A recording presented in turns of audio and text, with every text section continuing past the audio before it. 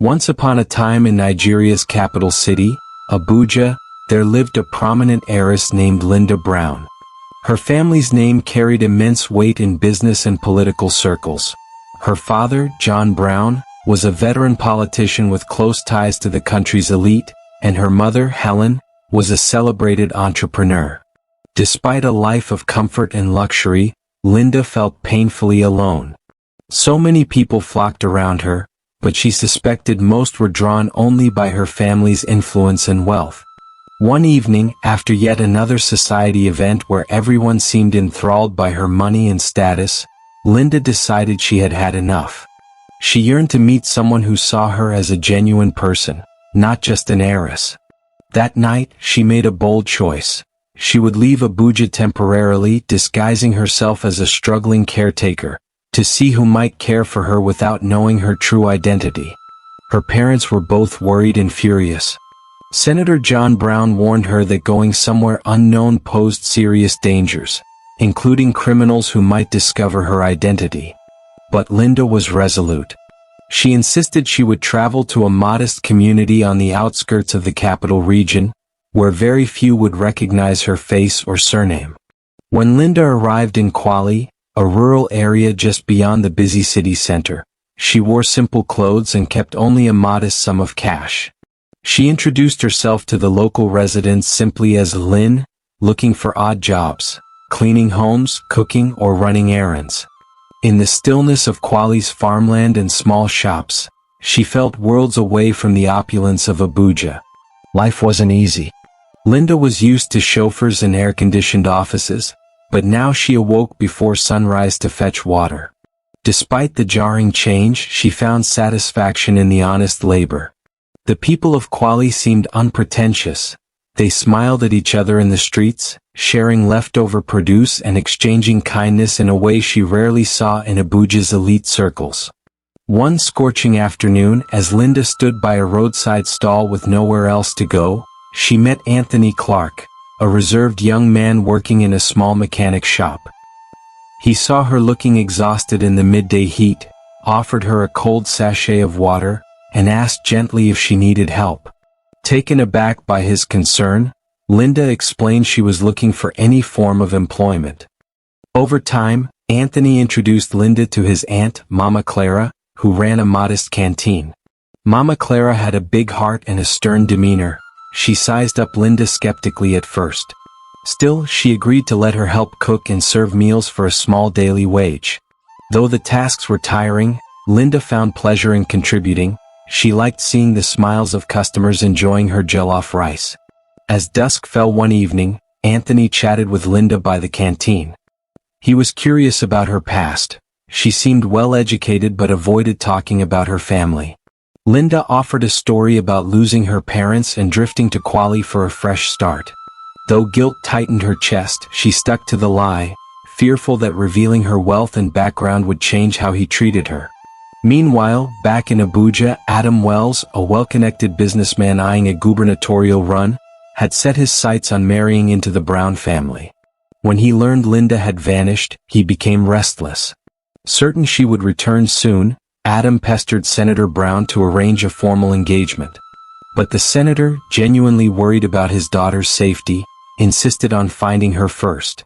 Adam took matters into his own hands. Leveraging his ties in government offices, he pulled strings to gain tidbits of information about Linda's possible whereabouts. Eventually, he heard rumors about a young woman resembling her living among simple folk in the outskirts. Convinced he had a lead, he prepared to pay Kwali a visit. In Kwali, life carried on smoothly for Linda. She rose each morning to help Mama Clara, then spent afternoons assisting Anthony at his workshop. She admired his patience as he fixed rundown motorcycles and rickety cars. Clients often couldn't pay much, but Anthony never turned them away, valuing service to the community over profit. His selflessness moved Linda more deeply than he could know. Their relationship slowly blossomed. Linda found herself laughing and confiding in Anthony. He introduced her to the local youth, and she taught them basic literacy from textbooks she had secretly packed. The closeness between her and Anthony grew, but the secret she held gnawed at her. Would Anthony accept her if he knew she was actually the daughter of a powerful senator? Suddenly, crisis struck. Mama Clara fell gravely ill. She needed specialized care at a private clinic in Abuja, but the family lacked the funds. Panicked, Anthony considered selling the old generator that powered the canteen, which would effectively shut down the business. Linda felt torn. She had plenty of money in hidden accounts, but revealing that might end her facade. Racked by guilt, Linda confessed her true identity to Mama Clara first, hoping for understanding. She explained that she was Linda Brown, the senator's daughter, and that she'd run away to escape shallow, materialistic suitors. She pleaded with Mama Clara not to tell Anthony yet, but to allow her to cover the medical bills. Mama Clara was stunned, then deeply hurt. Why had Linda lied all this time? When Anthony discovered the truth, both from Mama Clara and Linda herself, he felt betrayed. It wasn't the money that bothered him, but the deception. He feared she only saw Kwali as a temporary experiment, a novelty. Despite her heartfelt apologies, Anthony distanced himself. The fragile trust they'd built shattered overnight. Just as the community struggled with this revelation, Adam Wells arrived in Kwali, accompanied by police escorts and flashy SUVs. He publicly announced that he had come to retrieve the senator's daughter, proclaiming that he and Linda were practically engaged. The villagers looked on in shock. Anthony stood on the sidelines, feeling a surge of disbelief and heartbreak. Linda rebuked Adam in front of everyone, telling him she had no intention of marrying him. Enraged, Adam threatened to destroy Anthony's workshop, pressuring Linda to return to Abuja with him. Anthony refused to yield, saying, "Linda can choose for herself." But Adam was a powerful man. His connections ran deep. He called a corrupt local official, seeking to revoke Anthony's business license out of spite. Horrified by the chaos she had brought upon Kwali, Linda decided to return to Abuja on her own terms. She would confront her parents, end this arranged engagement once and for all, and clear Anthony's name. With a heavy heart, she left the village, leaving behind a conflicted Anthony and a worried Mama Clara. In Abuja, Linda's father was both livid and relieved to see her. He demanded an explanation for her sudden disappearance. Linda tried to make him understand. She was tired of being a pawn for political and business alliances. Senator Brown, preoccupied with safeguarding his reputation, brushed off her concerns. But Helen, her mother, listened intently, torn between her husband's ambitions and her daughter's happiness. Around the same time, Adam Wells boasted about how Linda's return would soon finalize their marriage. When Linda refused him again, he brandished threats of revealing personal scandals to the press. Senator Brown, desperate to avoid controversy, pressured his daughter to comply. Linda grew alarmed at her father's willingness to sacrifice her desires to protect his political future. With her resolve strengthened, Linda investigated Adam's corruption. It didn't take long to uncover evidence of bribery tied to local officials in Kwali. Incensed, she gathered the proof and, alongside her mother's quiet support, threatened to release it to the media if Adam didn't leave Anthony and the village alone. Cornered, Adam faced a public relations nightmare. Still, he refused to let go quietly. He attempted to sabotage Anthony's workshop from afar, hiring thugs to damage the property at night.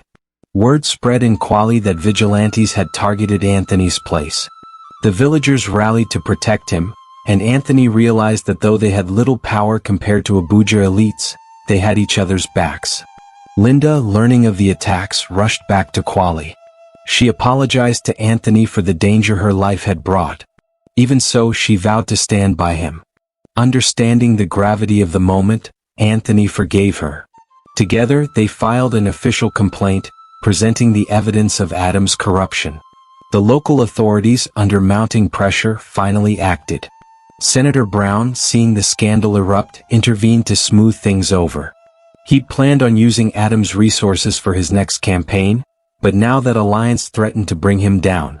Reluctantly, the senator condemned Adam's actions in a press statement, severing ties. Adam, publicly disgraced, fled Abuja. Quiet descended on Kwali once more.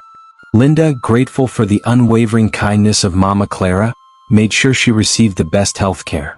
Anthony's workshop remained open and busy, thanks to support from the community.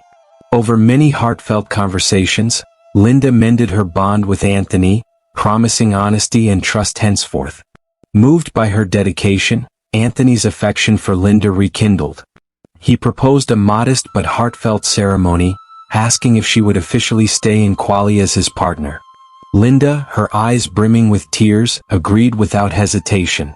Senator Brown and Helen arrived in the village, initially disapproving of their daughter living far from Abuja's elite circles. But upon seeing Linda's genuine happiness, they softened. The day of the engagement ceremony in Kwali felt magical. Vibrant fabrics swayed under the hot sun, and the smell of local delicacies filled the air. Neighbors gathered with drums and songs, celebrating the union between the heiress and the humble mechanic. Senator Brown, still reeling from the political drama, made a rare heartfelt speech, wishing the couple joy and peace. As the festivities wound down, Mama Clara held Linda's hands, thanking her for saving not just her life but also the spirit of the community. "You came here looking for truth," she said, "and you found it in your own heart." Linda realized that her greatest gift was not her wealth, but her ability to care, to protect, and to share genuine love with those who needed it. Over time, Senator Brown used his political influence more responsibly, acknowledging that real leadership involves protecting ordinary citizens. Helen joined local women's empowerment programs, funding skills training in Kwali. Though the Browns still lived in Abuja, they visited often, no longer seeing the village as a mere backwater but as part of their extended family. With life settling into a peaceful rhythm, Linda and Anthony built a future together. They expanded the workshop to include training for young apprentices and set up a small scholarship fund for local children. Their home brimmed with laughter and love. Everyone, family, friends, neighbors, could see that, despite their differences in background, they were happier than ever. Months later, the news spread that Linda was expecting her first child. The community rejoiced, showering them with blessings. Mama Clara, back to good health, danced during a small celebration at her canteen. It was the perfect reminder of how far they'd come. From secrets, lies, and betrayal to unity, forgiveness, and a new beginning. As for Adam Wells, his ambition lay in ruins. Once considered a prominent businessman, he was now an outcast, facing investigations for corruption. None of his threats could win Linda back or salvage his reputation. He drifted away from the public eye, a cautionary tale of pride and greed unchecked. Eventually, Linda reflected on the defining lesson of her journey. Money and power might open doors, but only genuine love and humanity bring true contentment. She had traveled from Abuja's wealth to Kwali's simplicity and found more fulfillment than she'd ever known before. Today, whenever neighbors gather at Mama Clara's canteen, they share the story of the senator's daughter who came to them in disguise, learned their ways, and discovered the purest love. Children grow up hearing about the day Abuja's high society collided with a humble mechanic's life, and how kindness and honesty conquered vanity and corruption. And so, from the busy streets of Abuja to the friendly paths of Kwali, the message endures. True devotion and selfless care matter more than any political alliance or inheritance. In the end, Linda and Anthony's life together became a shining example that real wealth is measured in respect, compassion, and the warmth of genuine community ties. Dear reader, what lessons did you take from this emotional tale? Perhaps the importance of honesty in relationships, or the necessity of standing up for what's right, even when facing powerful opposition. Ultimately, it reminds us that love thrives on authenticity, and that a caring spirit can bring light to any corner of the world, be it the heart of Abuja or a humble village on its outskirts.